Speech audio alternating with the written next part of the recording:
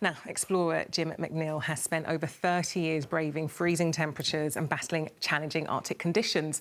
But for his next adventure, he wants to give back. Yeah, Jim was brought up on a London council estate and he wants more people from ordinary backgrounds like him to have the opportunity to go on life-changing expeditions. And that's why he is taking 10 people aboard a wooden sailing ship on a 10,000-mile trip. Earlier, we were lucky enough to speak to Jim, who explained how he got into polar exploring himself.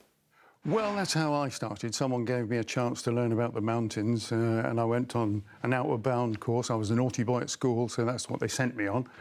And, yeah, so I thought I'd reproduce it, really, in the modern-day setting. So Ocean Warrior recruits people from all walks of life, all echelons of society, and then they are trained to sail this wonderful vessel we have, and they gather vital data, crucial data, for the climate change scientists that are our partners.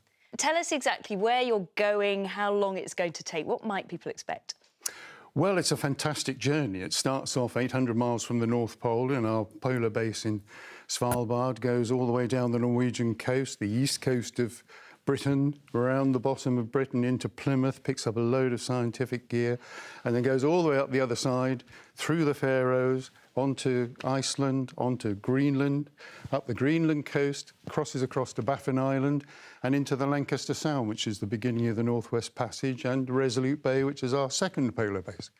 And why is it's something that maybe somebody like yourself from a council estate background might not get into something like this? Traditionally, you know, explorers have been of a nobility, of a, you know, moneyed background, perhaps gone to public school. I never did any of that, and I sit here before you 38 years exploring the polar region. So I just want to say that anyone can do it, providing the opportunities are there, and this is one of those opportunities to get involved. What kind of qualities do they need, do you think?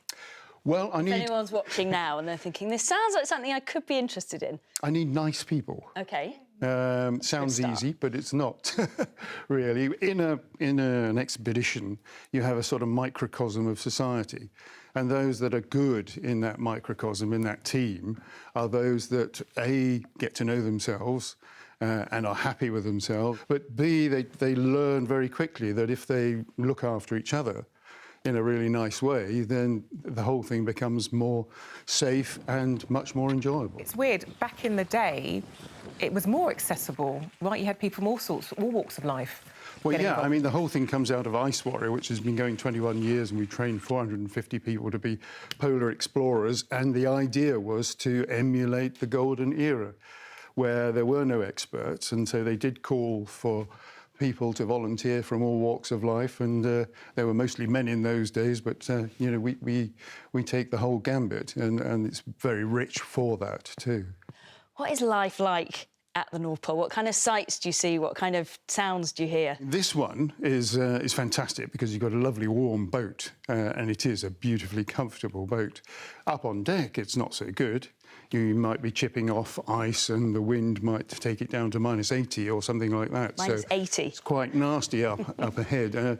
Ice-wise, you know, polar stuff in general is really uncomfortable, and it's a mind game more than anything else. It's not about physicality, it's not about machoism. Machoism, if you are macho, Mother Nature will catch you out. You have to get happy with yourself and know that humans are frail, they're fallible, and everyone goes through peaks and troughs of euphoria and depression, basically, and that's part of the training. So you come out of the other end and you go through your community, but you walk taller because you're more solid, but quietly solid, and you can cope with anything around.